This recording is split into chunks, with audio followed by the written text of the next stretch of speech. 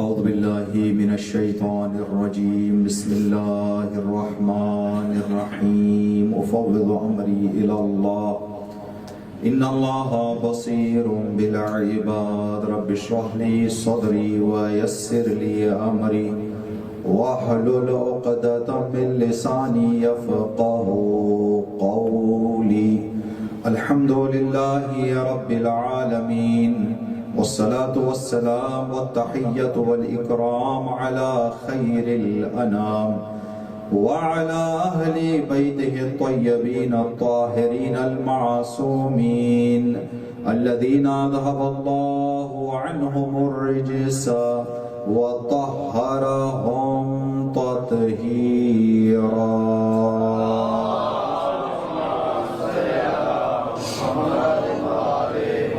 اللهم عجل لوليك الفرج واجعلنا من أعوانه وأنصاره واللعنة على أعدائهم أجمعين. أما بعد، قال الله تبارك وتعالى في كتابه الكريم: بسم الله الرحمن الرحيم. يريدون ليطفئوا نور الله بأفواههم والله متم نوره ولو كره الكافرين. صلوات.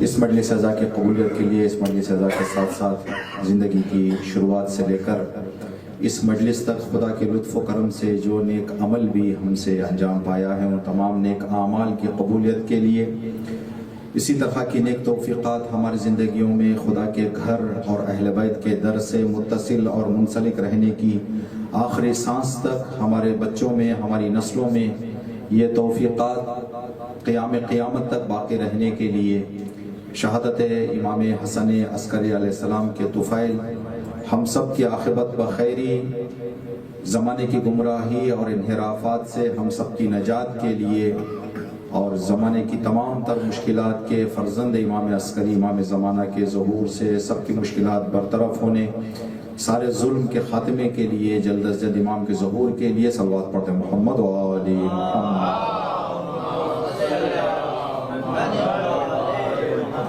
جو کوئی بھی اہل بیت کے گھرانے کی جس طرح سے بھی خدمت انجام دے رہا ہے، ان تمام کی خدمتوں کی قبولیت کے لیے اور ان کی توفیقات میں اضافے کے لیے، مخصوصاً الحادی سینٹر کے جتنے بھی منتظمین ہیں، ظہیر صاحب اور ان کے سارے ہمکاروں کی توفیقات میں اضافہ کے لیے، صحت اور تندرستی کے لیے، تمام عزادار جو اس مجلس میں آئے ہوئے ہیں، جو بھی دلی مرادیں لے کر آئے ہیں، 11ویں امام کے صدقے میں تمام کی دلی مرادوں کے پورا ہونے کے لیے، دنیا بھر میں جہاں کہیں پر بھی عاشقان امام حسین علیہ السلام زندگی کر رہے ہیں، سب کی دلی مرادوں کے پورا ہونے کے لیے دعاؤں میں دعا، سر فہرست دعا امام کی سلامتی اور امام کے جلد ظہور کی نیت سے ایک اور صلوات پڑھتے محمد و آل محمد.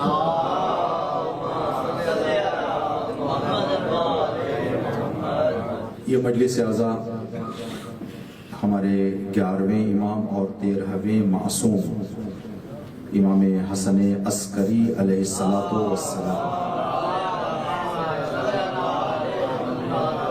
کی شہادت کی مناسبت سے ہے. انشاءاللہ اسی امام کی زندگی کے وقت کا ایک واقعہ آپ کی خدمت میں آج کی مجلس میں عرض کرنے کا ارادہ کیا ہے. خدا تبارک تعالی مدد فرمائے اور اس کو صحیح طور پر آپ کے درمیان پہنچانے کی ہمیں توفیق دے. اور ایک بات 11ویں امام کی مجلس کی شروعات میں آپ حضرات کی خدمت میں عرض کرنا چاہیں گے. انشاءاللہ ایک شروعات میں ایک آخر میں عرض کریں گے تاکہ مصائب کی طرف ہمارا جو ہے وہ دل جڑ جائے مصائب سے. شروعات میں ایک بات عرض کرنی ہے کہ آپ حضرات کو یہ علم ہونا چاہیے اور یہ علم ضرور ہوگا کہ ہمارے 12 اماموں میں سے ایک امام ایسے ہیں جن کو اپنی ظاہری زندگی میں حج نصیب نہیں ہوا. دیگر جتنے بھی امام ہیں ہمارے سب اماموں نے حج کیا ہے، صرف ایک امام ہے ہمارے امام 11ویں امام امام حسن عسکری علیہ السلام جنہیں حج نصیب نہیں ہوا.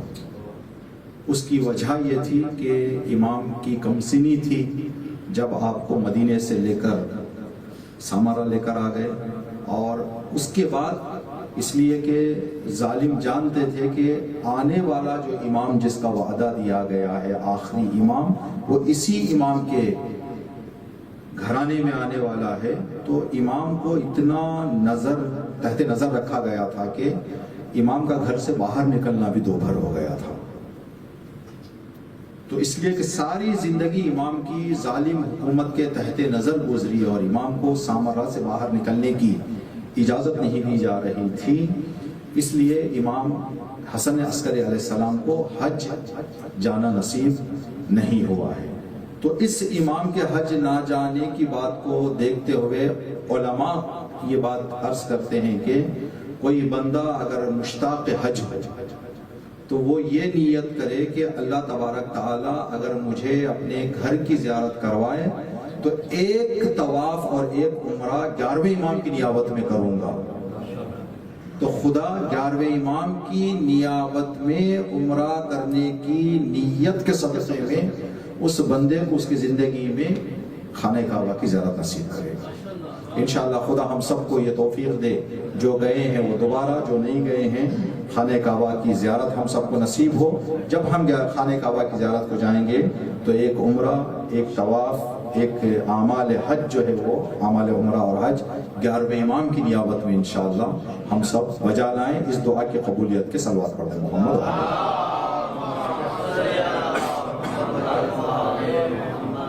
ہم لوگ جو اہل بیت اور اماموں کی تاریخ جانتے ہیں نا، ہماری معلومات بہت ہی ناچیز ہے، بہت ہی ناچیز ہے، ٹھیک ہے۔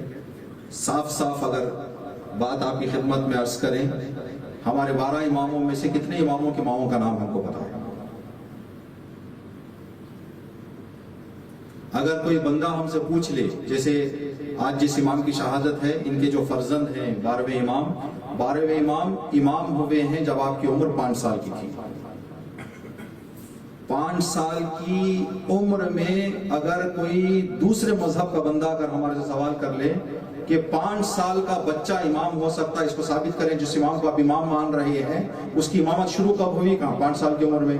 کیا دلیل ہے آپ کے پاس کہ 5 سال کی عمر میں بھی کوئی بندہ امام ہو سکتا ہے؟ تو آپ کیا دلیل دیں گے؟ ہم کہ بھائی گھرانے میں پیدا ہو گئے، بچپن سے کہا گیا کہ 12واں تمہارا امام ہے، ہم نے مان لیا ہے، اب وہ دلیل کیا ہے؟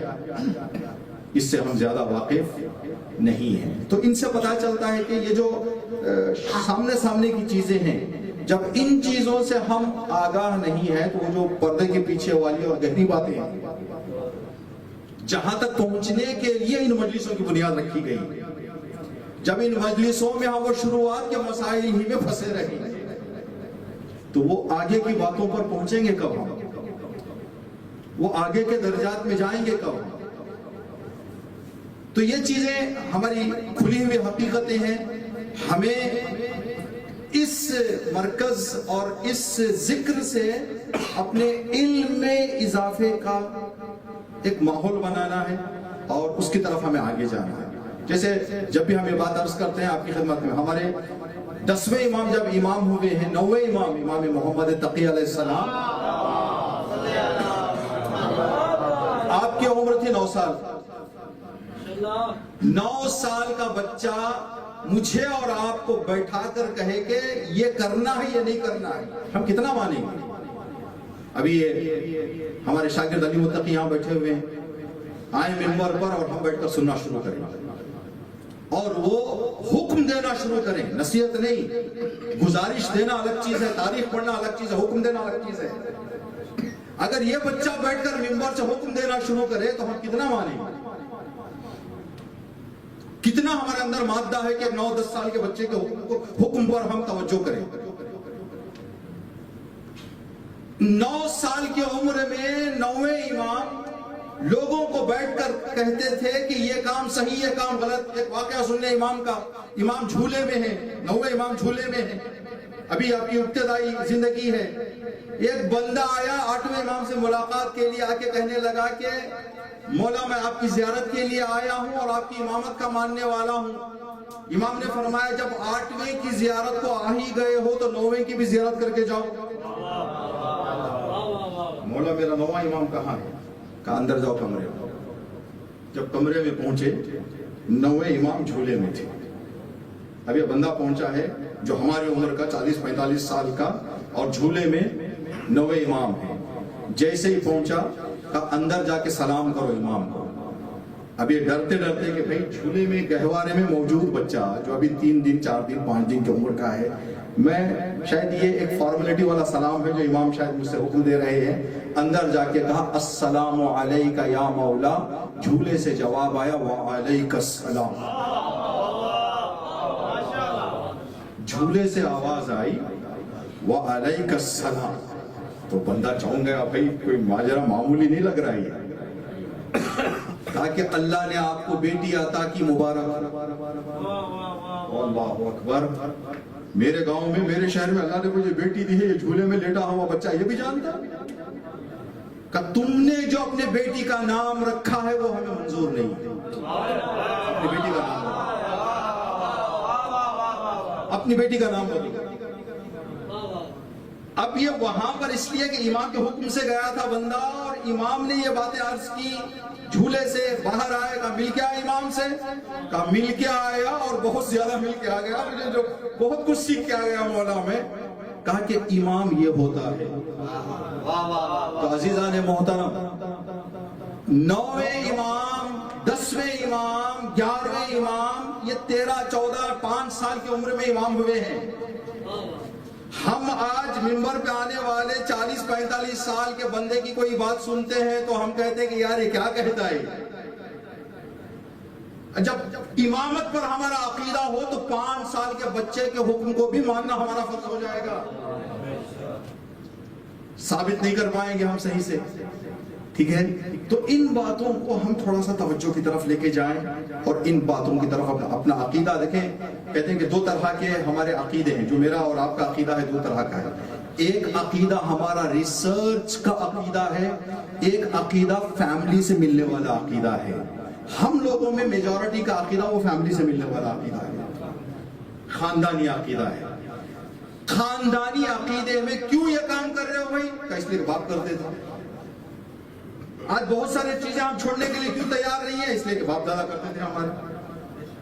जो काम नबी ने बहुत ज्यादा मुसीबतों को झेल कर जिस माहौल से लोगों को निकालने की कोशिश की, हम उसी माहौल में फंसे हुए हैं। नबी कहते थे बुतों को छोड़ दो, तो कहते थे जो हमारे बाप दादा पूजा करते थे उसको छोड़ दे।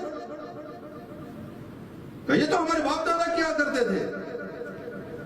अल्लाह ने तुम्हें अक्ल दी है, बाप दादा के कामों पर जाना इंसानियत और अक्लानियत की दलील नहीं है। अक्ल इस्तेमाल करो। अब ये अर्ज कर रहे थे वाकया, 8वें इमाम की जिंदगी में एक बंदा आया, हज के मौके पर इमाम को मिल गया 8वें इमाम की बारगाह में। लोग हज कर रहे थे, तवाफ कर रहे थे, इमाम खड़े हुए थे, देख रहे थे लोगों को। एक बंदा आया, कहा कि ये लोगों को तो बेकार के कामों में किसने का हज करने कर लिया, क्या मिलेगा हज करने से? ये तवाफ क्यों कर रहे हैं? इमाम के साथ खड़ा हुआ, 8वें इमाम के साथ। 8वें इमाम ने बंदे को देखा, उसके जुमलों को सुना, सताइब बुलाया, कहा कि तेरी निगाह में इनका काम बेकार है? कहा मेरी निगाह में तो बेकार है। कहा क्यों? कहा कोई क़यामत आमद कुछ नहीं है। ये कह रहे हैं कि अगर ये काम करेंगे तो मरने के बाद अजर मिलेगा, सवाब मिलेगा, जन्नत मिलेगी। मेरी निगाह में वो सब कुछ ही नहीं। कहा कि फिर काबे में क्यों खड़ा हुआ? तो यहाँ तौहीद की सरजमीन पे तेरा काम क्या है? जब तू तौहीद के अकीदे पर ये नहीं है, खुदा की महाद और क़यामत को नहीं मानता है, तो यहाँ मैं इसी घराने में, मुसलमान घराने में पैदा हुआ, लेकिन मेरा कुछ ख्याल अलग जगह चला गया है। अभी इन चीजों पर मेरा अकीदा नहीं है। इमाम ने कहा उस बंदे के जवाब में, ठीक है मुझे इतना बता दे, मरने के बाद क्या होगा, ना तुझे मालूम ना इनको मालूम। मरने के बाद कोई चीज क्लियर नहीं, ना तेरे लिए ना इन लोगों के लिए।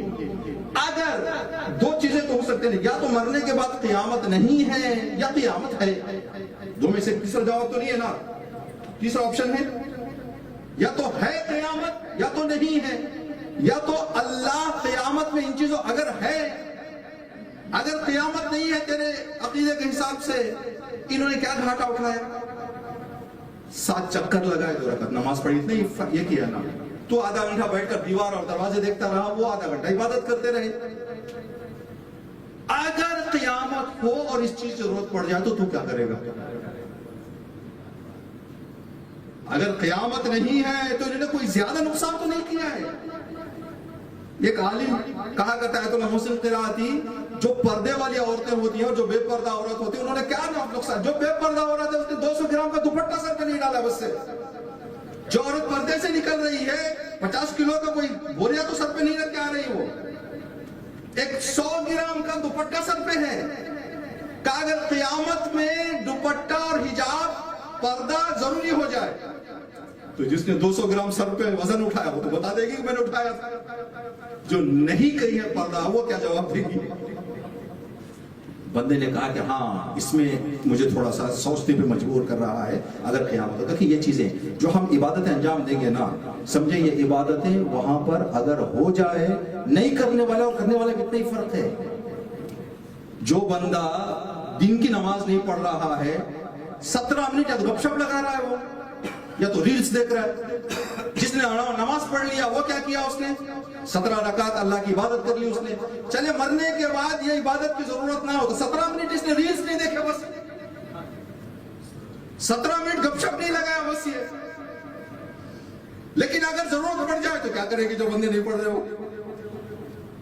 آٹھویں امام کا جواب ہے اس طرح کا. ٹھیک ہے، چلے ایک کتاب ہے خدا تبارک تعالیٰ، ایک عالم گزرے ہیں ہمارے علامہ مجلسی رحمت اللہ علیہ. کون بندہ ہے جو ان کا نام نہیں سنا؟ اس لیے کہ جو بھی ممبر پہ آتا ہے 10 باتیں بتایا تھا تو 1-2 باتیں تو ان کی ضرور ہوتی ہے علامہ مجلسی کی، اس لیے کتابیں اتنی لکھ دی انہوں نے. حدیثوں کی کتاب جو انہوں نے لکھی ہے، جو ویلیومز ہیں، جو جلدیں ہیں، 110 جلدیں ہیں. بہار الانوار کتاب ہے، اس کتاب کے جو ویلیومز ہیں 110 ویلیومز ہیں. اس 110 ویلیوم میں سے 45واں ویلیوم امام حسین کے بارے میں. اس 45ویں ویلیوم جلد بہار الانوار کے جلد 45 صفحہ 403 میں انہوں نے ایک واقعہ لکھا ہے. 11ویں امام کے زمانے کا واقعہ ہے، لیکن واقعے میں امام کے حوالے سے کوئی ذکر نہیں ہے، لیکن واقعہ 11ویں امام کے زمانے کا ہے. اس کتاب اس واقعے کو سنیں اور ہم اپنے آپ کو تھوڑا سا انالائز کریں کہ ہم اس میدان میں کتنے حد پر ہیں. 11ویں امام کے زمانے میں جو ظالم حاکم گزرے ہیں، متوکل، معتمد اور بھی کچھ رہے ہیں. معتمد نے امام کو شہید کیا. معتمد سے پہلے متوکل تھا، جو متوکل ایک عرصے تک عباسی خلفاء میں سے ایک تھا، اور عباسی خلفاء میں سب سے سخت دل اور بے رحم خلیفہ یعنی عباسیوں کا یزید ہے متوکل. بنی امیہ کا یزید ہے، عباسیوں کا یزید اگر آپ کو دیکھنا ہے تو متوکل. اتنا ظالم. جیسے ہی اس ظالم نے، روایت میں بہار میں جو لکھا ہوا ہے، شدید العداوہ وکثیر البغض لأہل بیت، اہل بیت کی عداوت کوٹ کوٹ کر اس ظالم کے زندگی میں بھری ہوئی تھی، اور اہل بیت کی دشمنی، اہل بیت کی دشمنی اور بغض جس بندے کے وجود کے خون کے خطرے میں بھری ہوئی تھی، وہ بن گیا حاکم. کس ٹائم پہ؟ 11ویں امام کے زمانے میں. آپ اندازہ لگائیں 11ویں امام نے کس طرح سے اس ظالم کا مقابلہ کیا. جیسے ہی حکومت پر بیٹھا، پہلے جو آرڈرز اس نے دیے، 4 آرڈر اس نے دیے. پہلے شروعاتی 4 آرڈر. پہلا آرڈر، کربلا کی زیارت جائز نہیں ہے میری حکومت میں. پابندی لگائی کربلا کی زیارت پر. پہلا حکم، کربلا کی زیارت قانونی خلاف ورزی ہوگی اگر کوئی بندہ جائے. نہ صرف اعلان کیا بلکہ کربلا کی سرحد پر فوجی تعینات کر دیے کہ کوئی اندر نہ جا سکے. آپ نے جو واقعات سنے ہیں، کبھی ہاتھ لے کر جاتے تھے، کبھی بچوں کو قربان کر کے جاتے تھے، اسی ظالم کے زمانے میں. جب اس نے دیکھا کہ یہ راستے بھی کربلا کی زیارت سے روک نہیں پا رہے ہیں تو اس نے کمپلیٹ پابندی لگا دی کہ کوئی جا ہی نہیں سکتا. یہ پابندی 20 سال چلی ہے. 20 سال. دوسرا حکم جو اس نے اعلان کیا، کربلا کے روضات، جو حرم، جو دیواریں، جو گنبد ہے، اس کو گرایا جائے. قبر امام حسین علیہ السلام کو زمین کے برابر کر دیا جائے. یہ دوسرا حکم متوکل کا. اب ہم سن رہے ہیں تو ہمیں ایسے محسوس ہو رہا ہے جب یہ حکم جاری ہوئے جہاں جس دربار سے یہ نکلے تھے اس کے پڑوس میں 11ویں امام زندگی کر رہے تھے. ایک دستور امام کے کلیجے پر ایک تیر تھا یہ 11ویں امام کی. تیسرا دستور جب زمین ہموار کر دی جائے زراعت کریں وہاں پر کھیتی کریں تاکہ قبر حسین کا نام و نشان تک باقی نہ رہے. یہ تیسرا دستور. اب کھیتی کرنے کے لیے پانی چاہیے تھا. کربلا کی اس سرحد میں پانی جو نزدیک تھا تو فرات یا تو القمہ 2 نہریں تھیں. القمہ کے پانی کا رخ قبر امام حسین کی طرف موڑ دیا تاکہ وہ زراعت کے لیے زمین کو کیا جائے. اب 4 لوگوں کو اس نے بھیجا. ایک پانی کا چینل بدلانے والے لوگ سامرا سے گئے. یہ لوگ سارے متوکل کا پائے تخت سامرا. متوکل مامون یہ لوگ جو حکومت کر رہے تھے. مامون تو خراسان میں. اس کے بعد کے جو عباسی خلیفہ ہیں یہ سامرا جو حضرات گئے ہوئے سامرا زیارت کے لیے. سامرا کے انٹرنس میں ایک ٹاور ہے دیکھا آپ نے جس میں سیڑھیاں بنی ہوئی ہے راؤنڈ راؤنڈ راؤنڈ راؤنڈ. یہ سیڑھیاں بنی عباس کا جو ہے دارالعمارہ تھا. جب ان کی فوج کھڑی ہوتی تھی تو فوج کو ایک نگاہ کرنے کے لیے اوپر جا کے فوج دیکھتے تھے. وہ جو ٹاور ہے وہ اس دور کا ٹاور ہے. عباسی خلفاء کے دور کا ٹاور ہے. اس ٹاور کا بھی ایک مزے کا واقعہ ہے روایتوں میں. 10ویں امام کو تھوڑا سا امام حسن عسکری السلام کے والد محترم کو جب سامرا لے کر آئے تو اپنی ہیبت ڈالنے کے لیے اس لیے کہ خراسان اس میں سامرا میں 2 اماموں کی قبریں ہیں 10ویں امام اور 11ویں امام. 10ویں امام آئے تھے سامرا اور 11ویں امام ساتھ آئے تھے اپنے والد کے. تو وہیں پر رہے گا آخری شہادت تک. جو ٹاور بنایا تھا اس ٹاور پہ لے کے گیا متوکل اور اس کے جو آبا و اجداد تھے اوپر لے جا کے اپنی فوج کو کھڑا کر دیا. اس نے جتنی تھی سب کو امام کے وجود میں ہیبت ڈالنے کے لیے کہا کہ اے علی نقی یہ میری فوج ہے. میرے انگلی کے اشارے پر ایکشن میں آ جائیں گے. اگر آپ میری حکومت کے خلاف کوئی بھی ایک قدم آپ نے اٹھایا یہ فوج تیار ہے. اب اس کو دیکھیں. امام نے اس سے کہا کہ اچھا یہ تیری فوج ہے؟ کہا ہاں. کہا تھوڑا سر اٹھا کے دیکھ. کہا اس نے جب اپنا سر اٹھا کے دیکھا ایک بے انتہا فوج کھڑی ہوئی تھی. امام نے فرمایا یہ میری فوج ہے. اگر یہ تیری فوج ہے یہ میری فوج ہے. سنبھل کے رہنا. کہا میں آپ کے کاموں میں دخالت نہیں کروں گا. بس یہاں پر جب تک آپ رہ رہے ہیں میرے حکومت کے قوانین کی پابندی رکھیں. بندہ ڈرانے کے لیے لے کے گیا تھا امام کو. امامت کے سامنے امامت نے جب اپنی طاقت بتائی پگھل گیا. کہا کہ مولا میں درمیان میں تو نہیں آؤں گا. بس کچھ میری مجبوریاں ہیں. امام نے فرمایا اگر ہم تیرے حکومت کے سائے میں تیرے حکومت کے اندر زندگی کر رہے ہیں یہ نہ سمجھنا کہ ہماری مجبوری ہے. یہ خدا کا حکم ہے جس کی وجہ سے ہم رہ رہے ہیں یہاں پہ. ورنہ اگر ہم اپنی طاقت استعمال کر لیں تو تیرے اور تیرے باپ کی کوئی وجود ہی نہیں ہے. یہ ٹاور پہ امام. تو سامرا میں اس نے یہ دستور دیے. ایک پہلا لشکر بھیجا اس نے پانی کا رخ موڑنے والوں کا. دوسرا لشکر بھیجا کھیتی کرنے والوں کا. تیسرا لشکر بھیجا فوجیوں کا جو پہرا دے کر کسی کو اندر آنے نہیں دیتے تھے. یہ پابندیاں لگائی.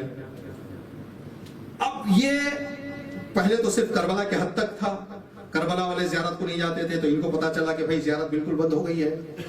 کربلا سے بعد فارس دوسرے ملکوں میں پہنچتے پہنچتے یہ زیارت کی پابندی قبر امام حسین علیہ السلام کو خراب شہید کرنا کھیتی کرنا پانی کا رخ القمہ کا وہاں موڑ دینا یہ باتیں پھیلتے پھیلتے پھیلتے افریقہ تک پہنچ گئی. اس دور میں ایجپٹ مصر میں ایک بندہ رہتا تھا جو شاید آپ پہلی مرتبہ نام سنے اس بندے کا. زید مجنون.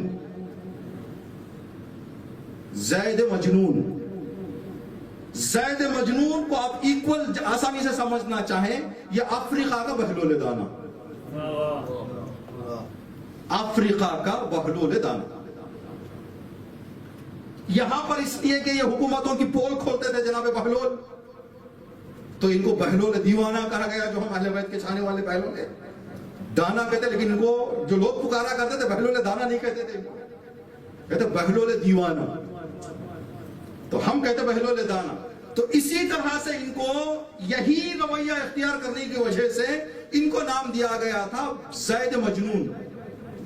جہاں پر بھی اہل بیت کے خلاف کوئی میٹنگ ہوتی تھی یہ سیدھے جا کر مناظرہ کرتے تھے. بتاؤ بھائی تمہارا کیا ایجنڈا ہے, میں مناظرے کے لیے تیار ہوں. جس کے سامنے بھی جاتے رسوا کر کے آتے اور اپنے سے پنگا لیتے تھے. یہ جیسے پتا چل جاتا کہ فلاں جگہ پر کچھ دشمنان اہل بیت جمع ہوئے ہیں, ان کی یہ دلیلیں دے کر امامت کو انکار کر رہے ہیں, پہنچ جاتے تھے وہاں پہ. کبھی جان کو خطرہ ہوتا, کبھی مال کو خطرہ ہوتا. لوگ کہتے تھے کہ مجنون ہو گئے تم اتنا جا کے اپنا رسک لیتے ہو. کہا کہ جس راستے میں رسک لے رہا ہوں اس میں مجھے لطف ملتا ہے. اگر میری جان بھی چلی جائے تو چلی جائے, کوئی پرواہ نہیں. علم کے میدان میں اتنا ماہر تھا بندہ, کوئی بھی غیر مذہب کا انسان ان سے آ کر اہل بیت کے مسئلے میں نہ ڈیبیٹ کرنے کی جرات کرتا, نہ کوئی ڈیبیٹ کر کے جیت سکتا تھا. اتنا مضبوط. تو جو بات ہم شروع میں عرض کی ہم نے آپ کی خدمت میں کہ ہماری معلومات کو اگر ہم تھوڑا انالائز کریں, کیا خود اپنے سے ڈیبیٹ کرنے کے قابل ہیں ہم, دوسروں سے تو دور کی بات. ہمارے ذہنوں کے سوالات کا جواب دینے کی طاقت خود ہم میں نہیں. کتنے سوالات آ جاتے ہیں ہمارے ذہن میں, عجیب غریب طرح کے سوالات پوچھتے ہیں لوگ. خود ہمارے ذہن میں بہت سارے سوالات آ جاتے ہیں. یہ کب ہوگا؟ جب انسان کے پاس زید مجنون کے لگ بھگ کا علم ہو تو اپنے جوابات بھی کلیئر کرے گا بندہ, دوسروں کو بھی بے جواب کرے گا.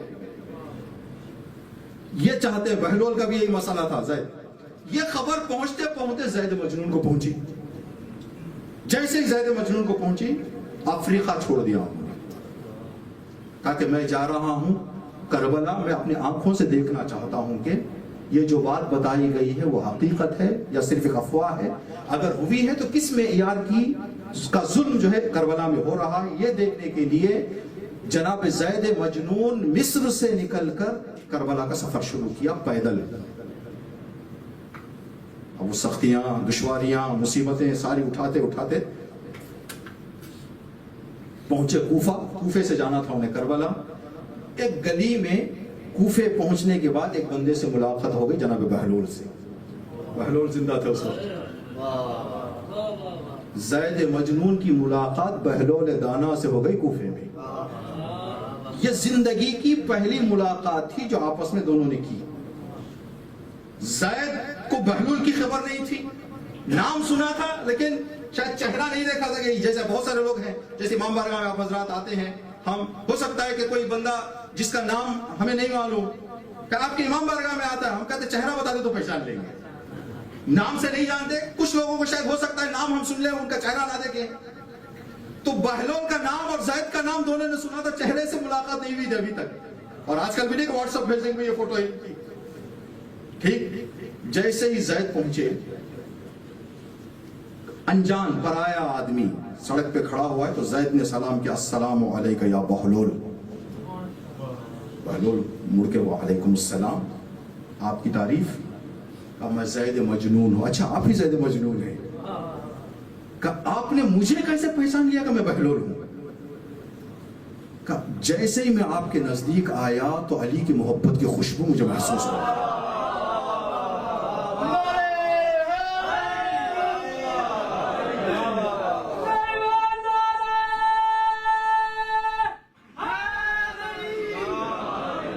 وہ ولایت کی خوشبو مجھے محسوس ہو گئی. میں پہچان لیا جس کے اندر اتنی ولایت کی مہک ہو ضرور بہلول ہی ہو. کیا تم نے نہیں سنا بہلول کی روایت میں ہے کہ ہمارے چاہنے والوں کی وجود میں ہماری ولایت کی خوشبو ہوتی ہے, جو گناہوں سے بچتے ہیں ان کو محسوس ہوتی ہے. میرے اور آپ کے وجود میں یہ عشق اہل بیت کا کی خوشبو مہک ہے, لیکن محسوس کرنے کے لیے ہمیں گناہوں سے بچنا ضروری ہے. ورنہ گناہ ہمارے ان چیزوں کو شامہ ولایت کو سونگنے کے لیے, خوشبو یا ولایت کو سونگنے میں رکاوٹ بن جائے گی. اس کی دلیل آپ کی خدمت میں عرض کریں جو ہم اور آپ بہتر جانتے ہیں, بہت مرتبہ سن چکے ہیں. جیسے ہی نبی کریم حدیث قصہ کے لیے آئے, امام حسن داخل ہو کے کیا کہنے لگے امام نے, انی اشم عندک رائحہ, اماں جان مجھے نبوت کی خوشبو محسوس ہو رہی ہے. اگر حسنی شامہ ہو تو نبوت کی خوشبو سونگ لیں گے. یہ ادھر سے معصوم نے معصوم کی خوشبو محسوس کی. ابھی کچھ دن پہلے آپ نے تذکرہ سنا علماء کے زبانی یہاں پر जनाब उवैस क़रनी थे यमन में, जब नबी आए तो नबी ने यमन का रुख करके फरमाया कि मुझे मेरे चाहने वाले की खुशबू महसूस हो रही है।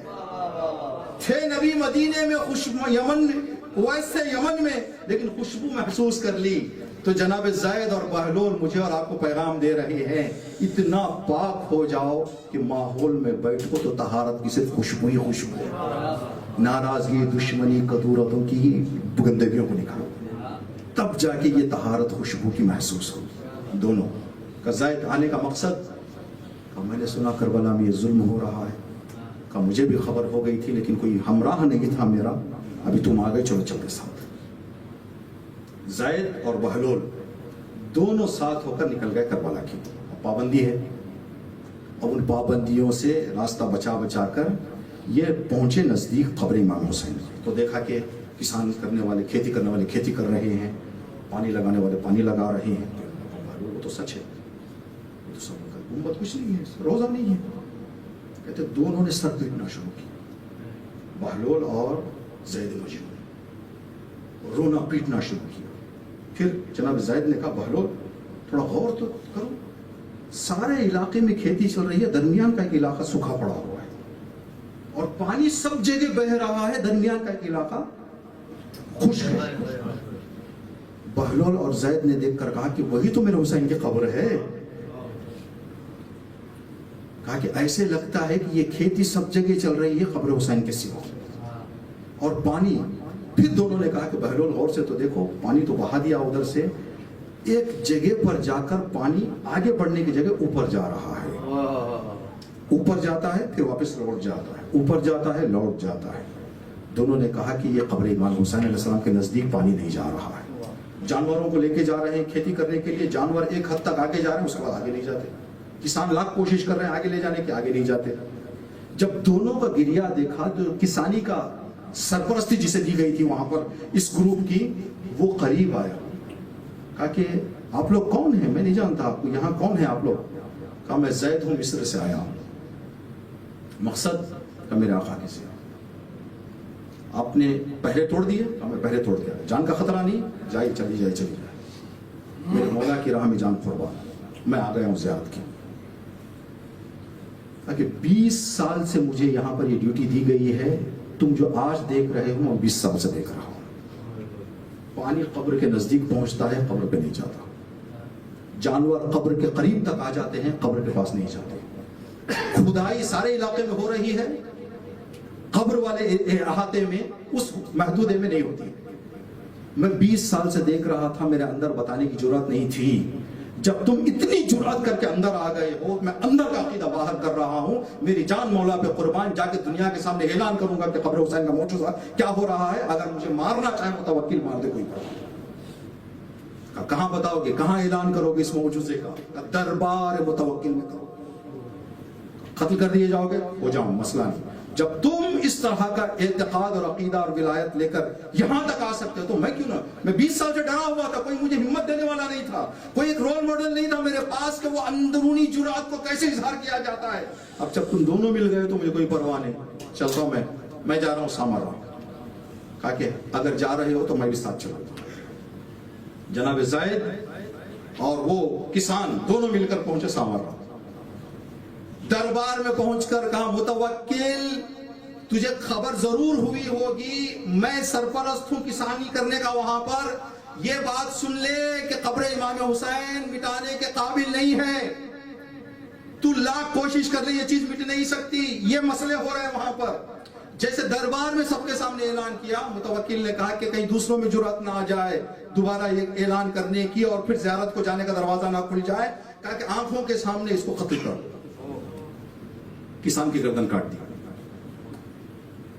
लोगों को डर डालने के लिए इसके पैर घोड़े से बांधकर रस्सी से सारे सामरा की गलियों में घुमाया गया। ज़ैद मजनून कहते हैं, जहां जहां जनाजा जाता मैं पीछे पीछे जाता, कहीं छोड़ देंगे तो इस आशिक हुसैन को गुस्ल दे दूं, इस आशिक हुसैन को कफन दे दूं। कहते 3 दिन तक दरबार की दहलीज पर इसका जनाजा लटकाए रहे। उस किसान का जिसने आकर सिर्फ रिपोर्ट दी थी कि वहां को क्या रहा है। 3 दिन के बाद उसके जनाजे को निकालकर सामरा के कूड़ेदान में फेंक दिया गया। زید مجنون نے اس کے جنازے کو اٹھایا، نہر جو قریب ہے وہاں غسل دیا، کفن پہنایا، نماز ادا کی، نماز میت پڑھی، اپنے ہاتھوں سے دفن کیا۔ جب یہ واقعہ ہم نے پڑھا تو یہ دل فوراً کہنے لگا حسین کتنا کریم ہے کہ ایک عاشق کے تدفین کے لیے مصر سے ایک عالم کو بلاتا ہے۔ یہ صرف مسئلہ دیکھیں، رہنے والا کہاں بندہ، آیا کہاں پر ہے، کس کو غسل دے رہا ہے؟ کہتے قبر پہ بیٹھ کر 3 دن تک زید مجنون نے قرآن پاک کی تلاوت کی ان کے مغفرت کے لیے۔ ابھی وہیں پر بیٹھے تھے، یہ قبرستان میں شاید دفن کیا تھا، اچانک شور ہوا، لوگ کالے پرچم لے کے، کالے لباس پہن کے، جگہ چھوڑو، انتظامات کرو، یہ قبر تیار کرو، علی شان قبر، مضبوط قبر، ڈھونڈو، تبلے بجاتے ہوئے، آوازیں نکالتے ہوئے۔ یہ زید مجنون کہتے میں سمجھا متوکل مر گیا۔ اتنی ساری قوم کالے کپڑے پہن کر، علم لے کر، کالے لباس لے کر، یہ کہاں آ رہے ہیں؟ ایک بندے کو کہا ہو کیا گیا، کیوں اتنا سب شور شرابہ ہے، کس کی دفن کرنے کی بات کر رہے ہیں؟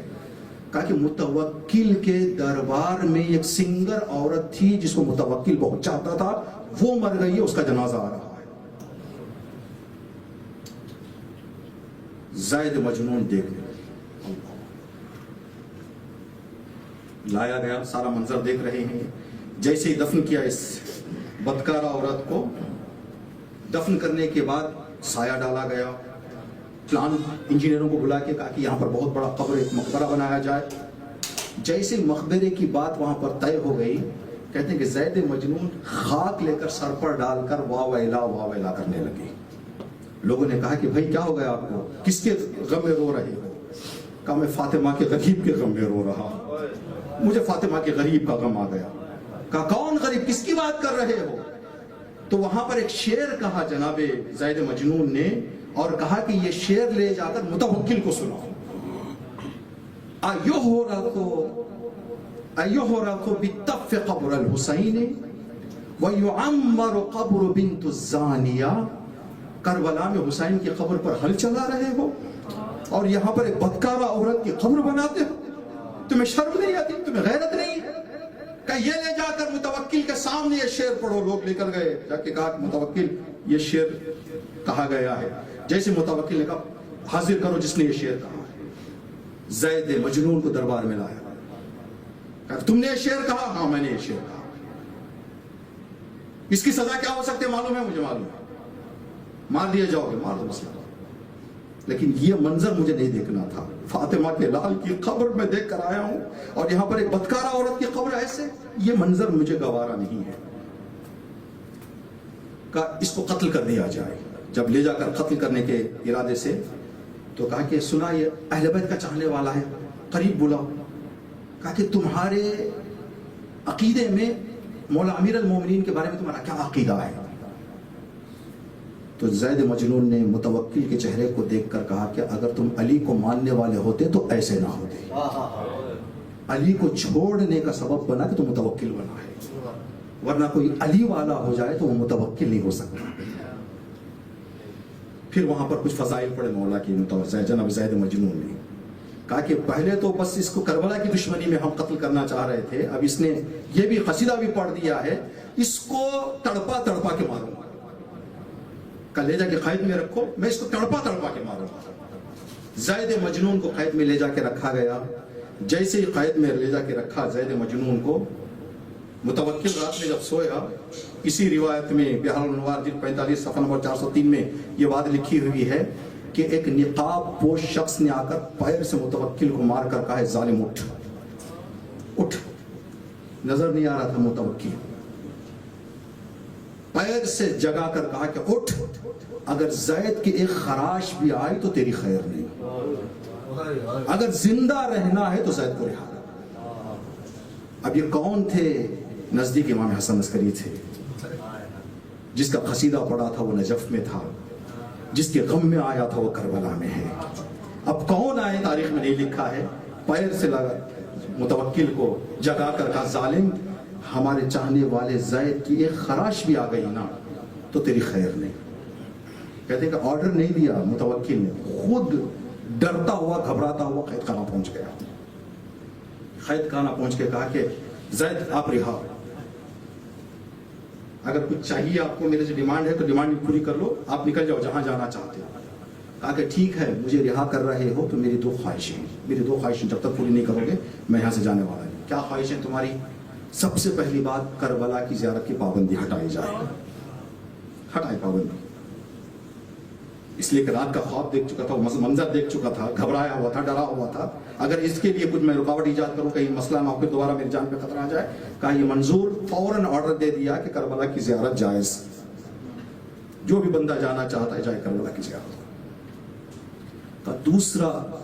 दूसरी मेरी ख्वाहिश ये है, इतनी इजाजत दी जाए कि मैं अपने हाथों से मेरे मौला का रोजा बनाऊंगा।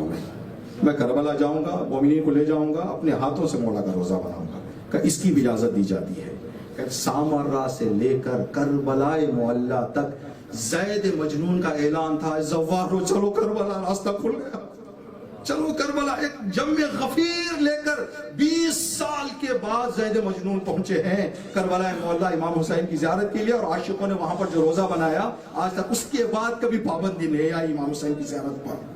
मुख्तिया तौर पर ये सद्दाम जैसे मौलूनों ने कुछ पाबंदियां लगाई हों, लेकिन इस तरह की पाबंदी ने। अजीज़ान मोहतरम, ये वाक़या हमने क्यों अर्ज किया आपकी खिदमत में? इसलिए अर्ज किया कि जो बंदा दीन समझ जाता है वो ज़ैद मजनून बनता है। जज्बात में आकर काम कर देने वाले को ये दीन का कोई फायदा नहीं होता। वक्तिया जज्बात में आकर, हमें जुमला अपने लिए अब आपके लिए कहते हैं, लेकिन 2 तरह की चीजें हैं। एक ही बर्तन में एक आलू और एक पत्थर डालकर एक ही टाइम पे चूल्हे पे रखें, दोनों में टेम्परेचर बढ़ाएं। जब 100 डिग्री को पहुंच जाएगा, पानी उबल जाएगा, उबलने के बाद बर्तन को पानी चेक करें। जब उन दोनों चीजों को, आलू और पत्थर को, दोनों को निकालेंगे तो क्या नतीजा होगा? पत्थर 5 मिनट के बाद क्या हो जाएगा? ठंडा हो जाएगा, जैसा गया था वैसा बाहर आया। आलू को फिर अब वो पहली हालत में ले जाना चाहिए, होने वाला नहीं है। ठीक है, तो क्या हुआ फर्क दोनों में? फर्क ये हुआ कि पत्थर गर्म हुआ पानी में और आलू ने गर्मी को जज्ब किया, अपने अंदर उतार लिया।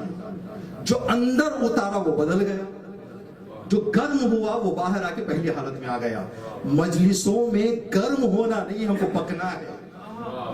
हुसैनियत और विलायत को उतारना है दिलों में हमें। जब उतारेंगे तो ज़ैद मजनून बनेंगे, उतारेंगे तो महलोले दाना बनेंगे। अगर गर्म होंगे तो कूफे वाले बन जाएंगे। पैसों का लालच आया, निकल गया। वो गर्म हुए थे माहौल में कुछ, मौला आ जाए, मौला आ जाए, मौला आ जाए। लेकिन जब पैसों की लालच है, गर्मी चली गई। जिन्होंने खत लिखा था वही लोग खत के लिए आ गए इमाम को। ये कौन लोग थे? ये जो माहौल से गर्मी ली थी, जिन्होंने वो पकना और वो अंदर जज्ब करना नहीं था इनके पास। तो ये मजालिस में हम कोशिश करें जज्ब नहीं, सिर्फ वो कुछ देर के लिए, कुछ घंटों के लिए गर्म होकर वापस जाने वाला माहौल ना रहे। ज़ैद मजनून ये कुर्बानियां जो दी आपने, ये बात 11वें इमाम के ज़माने में आप अंदाजा लगाएं, जब ज़ैद मजनून मिस्र में बेकरार हो जाता है तो महदी का बाबा सामर्रा में कैसे आराम से, जब ये सारे दस्तूरात इमाम को मालूम होते थे, आज हल चलाई गई, आज पानी छोड़ा गया, रिपोर्ट्स आते थे कि आज किसान इतने गए, आज इतने जायरीन को मारा गया, आज इतने जायरीन का रास्ता रोका गया। तो मेरा मौला जो सामने दरबार की जिंदगी करता था, 11वां मौला मेरा इमाम हसन अस्करी, दिल पे क्या गुजरी होगी, क्या गुजरी होगी इमाम के दिल पर। कहते हैं 11वें इमाम का मसाइब अगर सुनना है तो एक ही जुमला सुनो, सारे इमामों को जिंदगी में कैद में रखा गया, 11वें इमाम की पूरी जिंदगी ही कैद है, पूरी जिंदगी ही कैद है। क्या अल्लाह अकबर। जो वाकया हम आपकी खिदमत में कह रहे थे, आखिर में अर्ज करेंगे। आज के मजलिस में जब भी हम पढ़ते 11वें इमाम के मजलिस से बात अर्ज किया करते हैं, अगर मेरी और आपकी किसी से नाराजगी हो जाए और हम चाहते हैं कि वो नाराजगी जो मेरे और मेरे दोस्त के दरमियान आ गई थी, मेरे चाहने वाले के दरमियान, मेरे अजीज के दरमियान, हम उस नाराजगी को दूर करना चाहें तो कुछ सुनहरे मौके मिलते हैं। जो सुनहरे मौक़ों में जाकर हम वो नाराजगी दूर कर लेते हैं। समझे, जिससे हमारी नाराजगी हो गई है उसके बाप का इंतकाल हो गया है। नाराजगी मिटाने का एक ही रास्ता है, चले जाएं, कहें कि भाई मैं आपके वालिद के इंतकाल पर तस्लियत पेश करता हूँ। बंदा गले लगा कर कहेगा शुक्रिया भाई कि आप आ गए मेरे बाबा की तस्लियत पेश करने के लिए। میں کہوں گا مولا میری زندگی میں ضرور امام مہدی آپ کچھ میرے کاموں سے ناراض ہیں، لیکن آج آپ کے بابا کی مجلس میں ہم آئے، مولا آپ کے والد کی مجلس میں ہم بیٹھے ہوئے ہیں، آپ کے والد کا ذکر ہم کر رہے ہیں، مولا اگر کچھ غلطی ہو پرسہ قبول کیجیے گا، تسلیت قبول کیجیے گا، مولا ہم سے راضی ہو جائیے، مولا ہم کو اس عزاداری سے، ان مجلسوں سے زید مجنون بہلول دانا اور ان جیسوں کی راہ پر چلنے کی توفیق عطا کیجیے۔ میرا مولا ایسے انصار کے انتظار میں ہے، میرا مولا ایسے آوان کے انتظار میں ہے۔ ہاں عزادارو، 11ویں امام کی شہادت یعنی 12ویں امام کی یتیمی، آج جو امام میرا اور آپ کو پردہ غیبت میں ہے، شال عزا اپنے گردن پر لیے سامرہ میں اپنے بابا کے غم میں آنسو بہا رہا۔ کیا مصیبتیں بچپن میں امام مہدی علیہ السلام نے اپنے باپ کی شہادت کی۔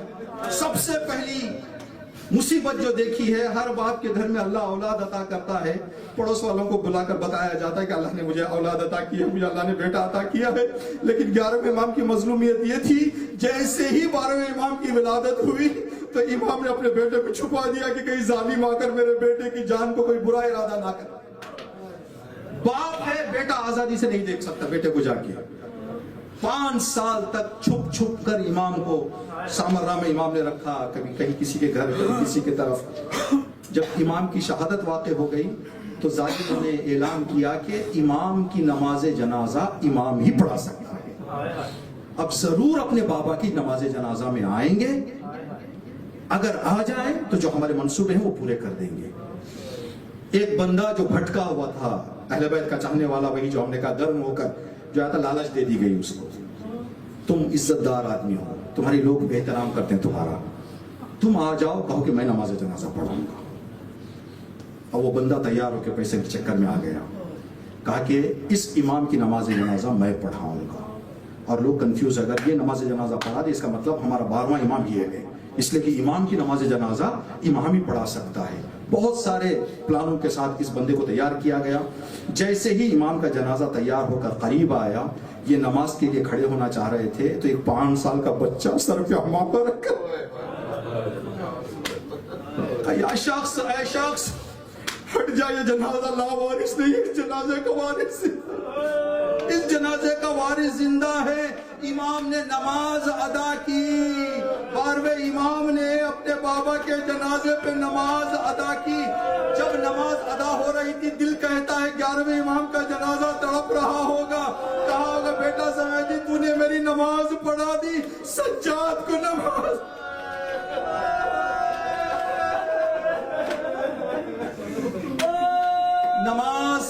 ادا کرنے کے بعد امام پھر پردے میں چلے گئے امام۔ یہاں امام کے جنازے کی نماز، آپ تاریخ ساری ڈھونڈ لیں، 4-5 واقعات اور 4-5 باتوں کے علاوہ 11ویں امام کی کوئی مصیبت ہمیں پتہ نہیں چلا۔ بتایا جاتا ہے کہ 11ویں امام کی مصیبت کو یہ سوچ کر آنسو بہاؤ، امام کی مصیبت یہ ہے کہ امام کی مصیبتیں تک ہم کو نہیں پتا چلی، وہ کتنا ظلم اٹھایا ہوگا ہمارے آقا امام حسن عسکری علیہ السلام۔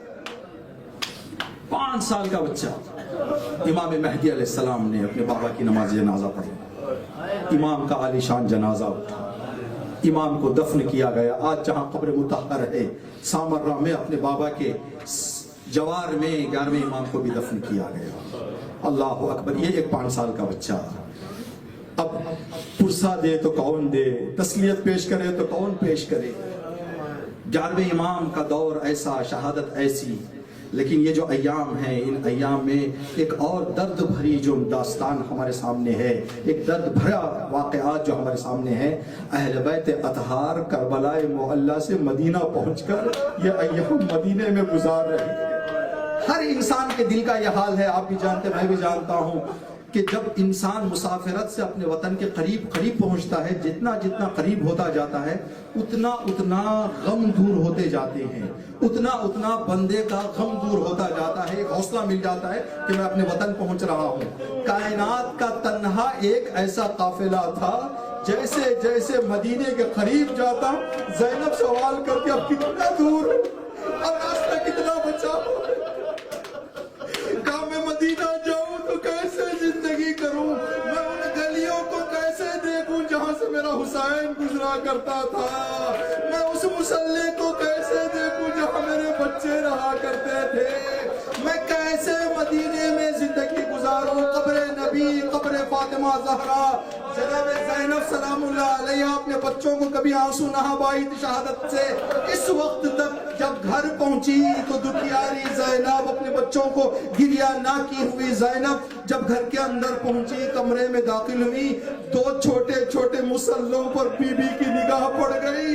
अब तक आंसू ना बहाने वाली ज़ैनब जमीन पर बैठ गई, एक हाथ औन के मुसल्ले पर, एक हाथ मोहम्मद के मुसल्ले पर, एक ही जुमला है, मेरे बच्चों तुम्हारे बगैर मुझे घर वीरान लगता है।